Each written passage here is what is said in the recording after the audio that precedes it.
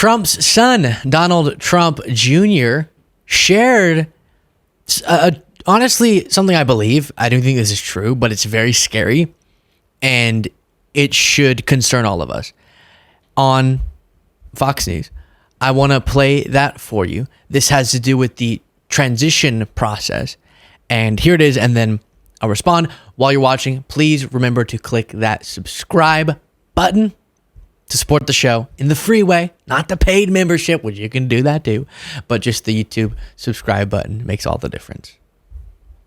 Building out his cabinet. Senate Republicans hoping to kickstart the new administration with confirmation hearings at the top of the new year. Bill Malusian's in West Palm Beach, Florida, where we believe they started this back in August, which, Trump learned from the first time, and now 2.0 might be a much more experienced commander-in-chief as he goes in January. Bill, good morning. Yeah, Bill, good morning to you as well. They are certainly ready. They're winding down with their celebration phase. Now they want to get to work, and that starts with making picks for the future Trump cabinet. And the transition team says they're well underway with that. Take a look. They say in part, quote, "In the days and weeks ahead, President Trump will be selecting personnel to serve our nation under his leadership and enact policies that make the life of Americans affordable, safe, and secure." Excuse me. Now, some of the names being tossed out for potential cabinet picks include North Dakota Governor Doug Burgum. You look at this, and the first thought that comes to mind is a big yikes. Yikes. Yikes. Yikes. Pretty star-studded lineup there. What are we in for? Vivek Ramaswamy, those are two of his previous primary opponents. Obviously, Elon Musk as well, and then RFK Jr. Donald Trump Jr. was on Fox and Friends this morning. He says he's going to be heavily involved in this process, and he's going to help surround his dad with America First folks who will be best for this country. Take a listen. I'm going to be heavily involved on the transition. I want to make sure now that we know who the real players are, the people who will actually deliver on the president's message, the people who don't think that they know better than the duly elected president of the United States. I want to make sure that those people are in his cabinet. I want to make sure that those people are in this administration. So we've heard this sentiment from a lot of people within the Trump orbit. You heard him say, we don't want someone who thinks they know better. This is actually an excruciatingly important point coming from him that a bunch of those staffing Trump's administration are concerned with, which is we need to find people loyal to Trump above all else. They shouldn't think they know better. Like when Mark Milley said, I'm going to serve the Constitution and not Trump. He shouldn't have done that because he just thinks he knows better. That's not the litmus test you want. Of course, there's this basic sense of be generally loyal to me. Don't stab me in the back or something in some unjustified, crazy way. But Trump has become fixated from his last term with loyalty. And that should terrify us. Because what prevented him in so many cases to do the worst of what he wanted to? People who were loyal to the Constitution and then Trump, and not the reverse order.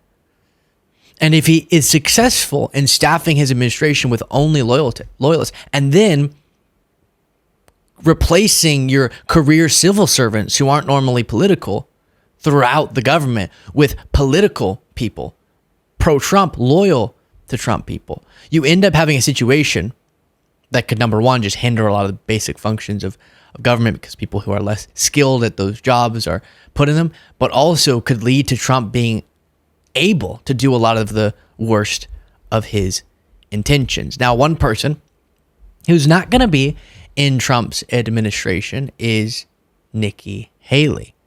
Thanks, but no thanks, writes Mediaite.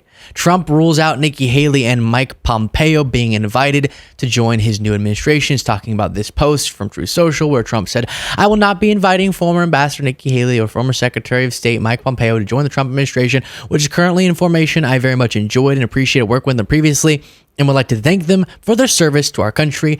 Make America great again. So saying even the people who ultimately kissed my rear end, because they had moments of a lack of loyalty, they're not going to be getting a job.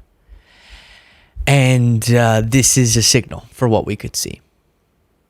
Now, Trump's chief of staff was selected, Susie Wiles. One thing that is concerning is that Steve Bannon, while not jumping up and down over this, extreme MAGA Republican Steve Bannon does seem pleased.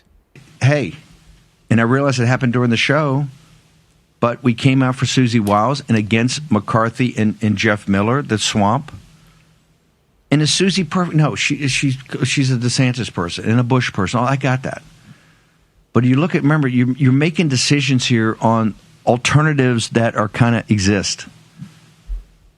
Are there better MAGA people who might make a better chief of staff? Hey, maybe. But President Trump kind of wanted her. Doesn't he get a vote? Doesn't he get a say-so? Hasn't he done enough?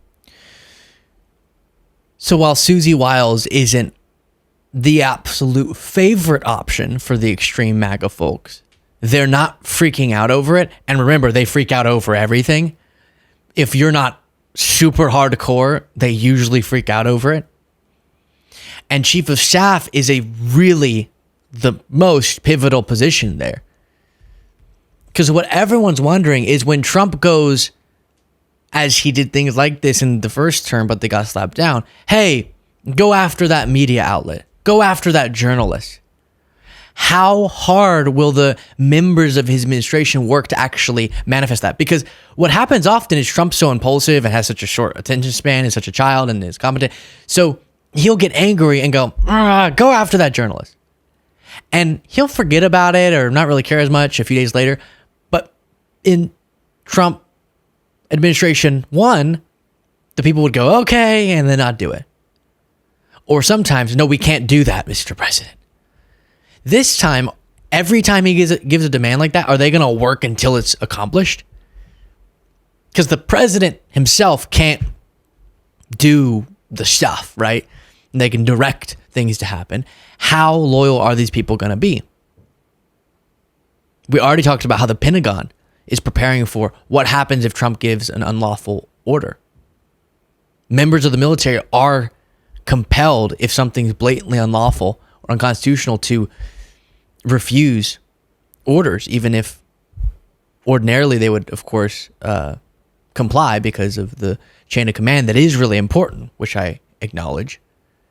So how are these potentially unlawful, definitely frequently out of bounds orders going to be dealt with by rank and file members of the military or leaders of the military or members of the administration?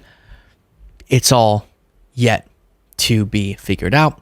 You then have CNN reporting on the battle to replace McConnell, and this is consequential as well. Right now, it seems, according to this reporting, that John Cornyn and John Thune are the two leading contenders to be the next Senate majority leaders now that Republicans do have a Senate majority. And you remember that Mitch McConnell, while he didn't align with Trump on everything, ended up being a part of, especially as it pertained to the judiciary, why Trump was able to do a lot of the stuff that we're going to be dealing with the repercussions of for so long, that he was. Because Mitch McConnell actually got those things accomplished in the Senate. And now that he's not going to be the Senate majority leader, the person who is picked to replace him will be very, very consequential right now between Republican Senator John Cornyn and John Thune, and we will see how that plays out. As of now, Trump hasn't put his finger on the scale, but that could change momentarily. Let me know what you thought of all that in the comments.